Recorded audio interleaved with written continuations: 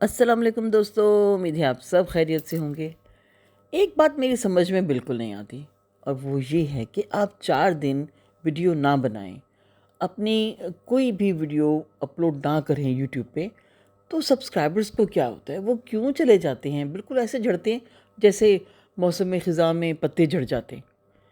कुछ दिनों से मैं गैर हाज़िर थी, उम्रे पे गई हुई थी, उसके बाद आई तो मैं बीमार हो गई। बुखार, वायरल, ये वो स्मोक आप देख रहे हैं ना कितनी ज़्यादा है।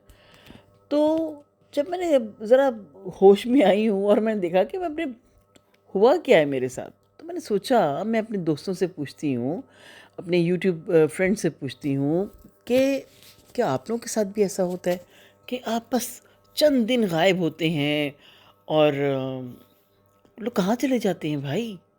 ऐसा ना किया करें। अगर मुझे पता चल जाए कि मेरा कौन-सा सब्सक्राइबर्स जा रहा है, तो यकीन करें मैं हाथ पकड़ के रोक लूँ और पूछूँ, "तुसी क्यों जा रहे हो? साडा कसूर ते दस दे जाओ।" कुछ ना कुछ तो हो ही जाता है ना ज़िंदगी में।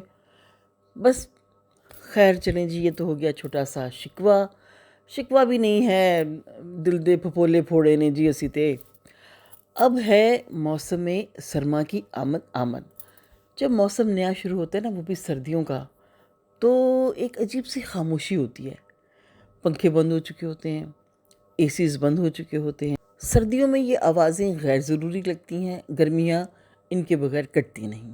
खैर जी, सर्दियों में गाजर आ जाती है, अच्छी वाली गाजर। अब तो 12 महीने सारी सब्जियां मिलती हैं, लेकिन जो क्वालिटी वाली गाजर है, रेड वाली, जिससे हम हलवे बनाते हैं, तो मैं कहना ये चाह रही हूँ कि सर्दियों की आमद हो, गाजर ना हो, ये मिक्स सब्ज़ी ना हो, साग ना हो, गाजर का हलवा ना हो, तो क्या मज़ा है।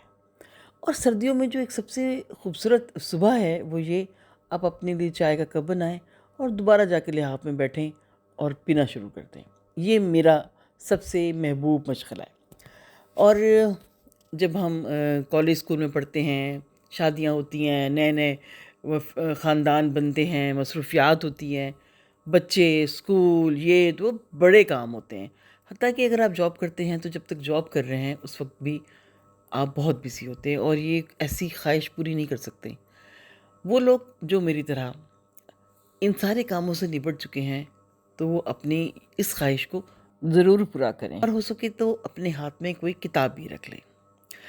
मैंने आज बनाई है मिक्स सब्ज़ी, जो आप देख रहे हैं, ज़बरदस्त, बहुत ही मज़ेदार लगती है।